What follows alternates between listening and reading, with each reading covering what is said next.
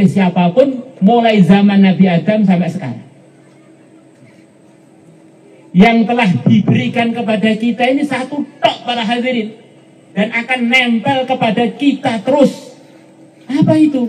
Badan kita ini para hadirin. Selain badan kita di dunia ini hanya mampir, hanya gantian untuk tinggal di rumah, tinggal di sawah, tinggal di jabatan, hanya mampir tok. Maka kalau tubuh kita ini kita atur dengan agama, yang kita ampiri-ampiri tadi menjadi tempat markas keuntungan-keuntungan kita di surga sudah dapat bekal yang begitu banyak. Maka dulu di sana para hadirin,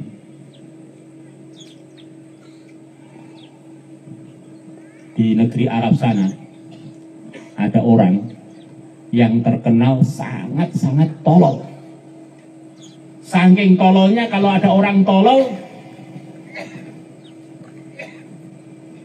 dibilang ini tololnya seperti si itu, atau tololnya kalau kebangetan kok tolol-tololnya melebihi si itu. Nah, si itu tadi namanya adalah Haban Naqah. Begitu tololnya si Haban Naqah itu para hadirin wal hadirat, sampai dia ini lupa namanya, apalagi alamat rumahnya, apalagi nama ayah ibunya dan saudaranya. Diri dia sendiri dia lupa namanya. Maka ada ungkapan dalam bahasa Arab, ahmaku min Haban Naqati. Orang ini lebih tolol melebihi si Haban Naqah. Maksudnya tololnya sudah tidak ada yang melebihi dia. Maka keluarganya ini saking sumpeknya ngerawat Haban Naqah, sebentar-bentar lupa, ngerepotin dirinya, ngerepotin orang, ngerepotin keluarganya. Akhirnya Haban Naqah itu dikalungi kalung. Sak daerah sudah tahu semua si Haban Naqah itu satu itu saja. Dikalungi kalung, isinya saya adalah Haban Naqah. Ya kalau dia bingung cari rumahnya, orang akan mengarahkan ke rumahnya. Biar dia kayak dia, kalau bingung siapa dia, biar orang-orang bilang kamu itu Haban Naqah. Maka suatu hari para hadirin wal hadirat, Haban Naqah itu tidur. Haban Naqah itu tidur. Tengah-tengah tidur ada kawannya usil membuli dia. Kalungnya diambil dan dipakai oleh teman dia. Maka begitu dia bangun tidur kebingungan, kamu itu saya atau saya siapa?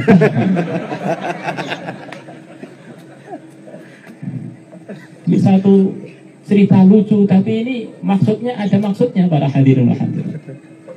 Orang itu tanpa ilmu agama nggak terasa dia ini jadi Haban Naqah di zaman akhir. Ketika dia diajak ke masjid, saya sibuk ngurus ladang. Loh, memangnya kamu itu ladang? Yang saya ajak bicara kan kamu. Begitu disuruh ngaji, saya sibuk mau caleg saya. Loh, yang saya ajak bicara itu kamu loh, bukan jabatan kamu. Di orang ini sekarang banyak yang lupa jati dirinya para hadirin. Kita ini siapa? Pendengar dan pembicara inilah kita. Yang lain itu adalah ujian bagi kita. Orang sampai akhirnya nggak bisa bedakan siapa jati dirinya. Akhirnya lupa ngelola dirinya. Yang dikelola yang titipan-titipan itu para hadirin. Yang dikelola yang diampiri-ampiri itu. Rumah sewaan, rumah gantian, sawah gantian, jabatan gantian. Dia serius ngurus itu sampai lupa memprogram dirinya dengan program yang manfaat untuk akhirat dan di dunianya. Akhirnya di akhirat sana dia pelongo gak dapat bagian apa. Itulah ilmu agama yang sedang kita pelajari dan akan terus kita pelajari dan kita ajarkan. Bagaimana hidup kita mulai ujung kaki sampai ujung rambut memang manfaat untuk kita para hadirin. Kebun kita gemuk-gemuk, kebun kita subur-subur, sapi-sapi kita subur-subur, diri kita miskin akhirat, Masya Allah. Padahal mereka itu bukan kita para hadirin. Kenapa kita ngerawat yang selain kita begitu serius, ngerawat diri kita kadang-kadang lupa. Allah. Diri kita inilah yang akan dihisab dan sedang dihisab.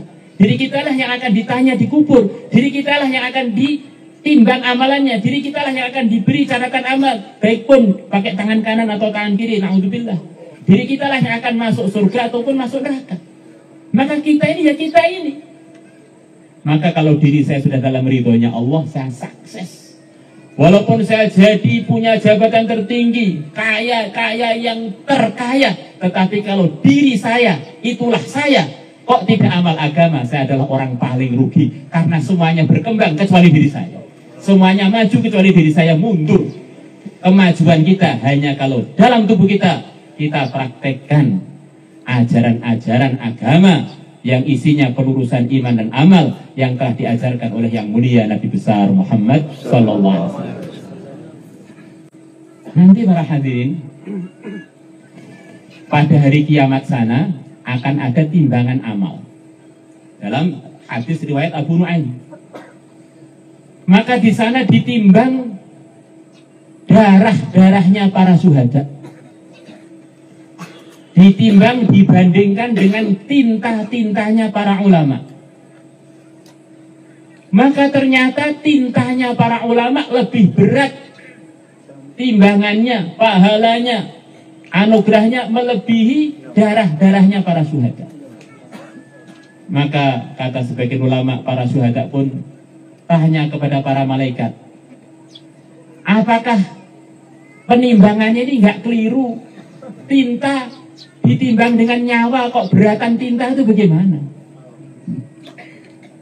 Maka para malaikat mengatakan, kamu tahu pentingnya berjuang dari siapa? Dari para ulama, dari bukunya para ulama. Tanpa mereka kira-kira kamu tahu apa tidak? Tidak tahu. Makanya sumbernya pengetahuan kalian mengenai pentingnya berjuang, wafat dalam perjuangan dari para ulama. Tanpa mereka kalian tidak akan tahu. Maka tidak mungkinlah pabrik dengan hasil pabriknya lebih mahal hasil pabriknya. Tentu lebih mahal pabriknya. Pabrik semua kebaikan adalah ilmunya para ulama, dari ilmunya para anbiya, dari ilmunya yang mulia Nabi besar Muhammad sallallahu alaihi wasallam. Sampai selepas orang itu tahu satu kebaikan, kemudian dia tidak mau ngaji lagi. Wes pegang saya dengan satu kebaikan sampai mati. Dia bisa tahu kebaikan pun dari para ulama. Yang nggak mau ngaji pun karena dia sudah mantap, saya cukup dengan amal ini saja, itu pun jasanya para ulama. Ada orang tahu mengenai yang benar adalah Tuhan Maha Esa, utusan akhir zaman, utusan terakhir, termulia adalah yang mulia Nabi besar Muhammad SAW. Lepas itu nggak mau belajar apapun, itu pun dia tahu itu dari ilmunya para ulama. Semua kebaikan tidak mungkin keluar dari ajarannya para anbiya, ajarannya yang mulia Nabi besar Muhammad sallallahu alaihi wasallam. Allahumma salli ala sayyidina Muhammad wa ala ali sayyidina Muhammad kama sallaita ala sayyidina Ibrahim wa ala ali sayyidina Ibrahim fil alamin innaka Hamidum Majid. Ya Allah, pilihlah kami. Ya Allah, luruskanlah kami. Ya Allah, bimbinglah kami. Ya Allah, ya Allah, pilihlah kami jadi hamba-hambamu yang takwa, mengamalkan agamamu, menjauhi seluruh larangan, mengamalkan seluruh perintah, tanpa ada ujian, tanpa rintangan. Ya Allah, ampunilah seluruh dosa kami, dosanya kedua orang tua kami, dosanya seluruh umat muslim di mana saja berada, dosanya semua hadir di majlis ini. Ya Allah, innaka ala ma tasya'u qadir wa bil ijabati jadir. Ya Allah, gunakanlah kami untuk ridhamu, untuk mempelajari ilmu agamamu, untuk mengamalkannya, untuk mengajarkannya, untuk memperjuangkannya, untuk menyebarkannya ke seluruh alam. Ya Allah, tanpa ada ujian, tanpa rintangan. Ya Allah, kumpulkanlah kami di dunia ini dengan hamba-hambamu yang soleh, solehah, di akhirat sana dengan hamba-Mu yang saleh salihah, dengan para guru-guru kami, dengan para imam-imam kami ya Allah, dengan para imam, para muhaddithin, dengan sahabat-sahabat Nabi-Mu, dengan para nabi, para rasul, dengan pimpinan kami, kekasih kami yang mulia Nabi besar Muhammad sallallahu alaihi wasallam. Ya Allah, tunaikanlah hajat-hajat kami. Ya Allah, mudahkanlah urusan-urusan kami. Ya Allah, mudahkanlah urusan-urusan kami. Sembuhkanlah penyakit-penyakit kami. Ya Allah, bayarlah hutang-hutang kami. Ya Allah, pilihlah kami dan anak-anak kami dan madrasah ini ya Allah menjadi bagian untuk memperjuangkan agama, bagian untuk menyebarkan hidayah, bagian yang terpilih sampai anak cucu, sampai akhirnya umat menjelang hari kiamat. Innaka ala ma tasya'u qadir wa bil ijabati jadir. Ya Allah, kami titipkan kepada Engkau ya Allah pelajar-pelajar kami, wali muridnya, putra maupun putrinya, dan semua hadirin kami titipkan kepada Engkau ya Allah. Iman ya Allah, Islam ya Allah, iman dan Islam kami ya Allah kami titipkan kepada Engkau ya Allah.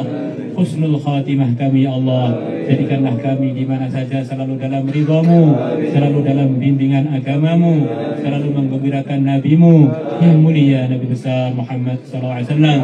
Ya Allah, teman-teman yang hadir khususnya wali murid, mereka telah banyak mujahadah khusus ya Allah. Gantilah mujahadah mereka di akhirat dan di dunia sebelum akhirat. Mudahkanlah urusan-urusan mereka, mendapatkan rezeki yang barokah, yang halal, yang banyak, yang mudah untuk mendukung perjuangan anaknya dalam ngajinya, dalam belajarnya, dalam mengajarnya, dalam kepesantrenannya ya Allah, dan untuk mengembangkan kebaikan-kebaikan di negeri ini ya Allah, bahkan di seluruh dunia ya Allah.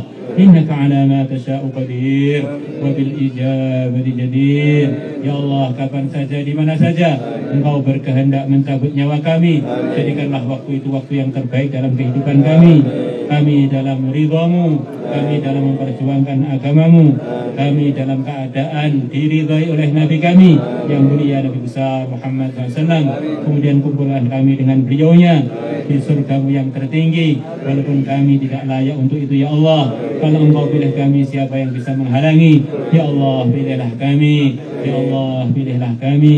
Ya Allah, pilihlah kami dengan berkahnya seluruh guru kami, berkahnya seluruh orang saleh salehah, berkahnya seluruh nabi, seluruh rasul, berkahnya yang mulia Nabi besar Muhammad SAW. Ya Allah, kabulkanlah harapan-harapan kami tadi ya Allah, tunaikanlah hajat-hajat kami tadi ya Allah, murni anugerahmu tanpa ada ujian, tanpa rintangan. Wassallallahu ala sayyidina Muhammad wa ala alihi wa sahbihi wa baraka sallam. Alhamdulillah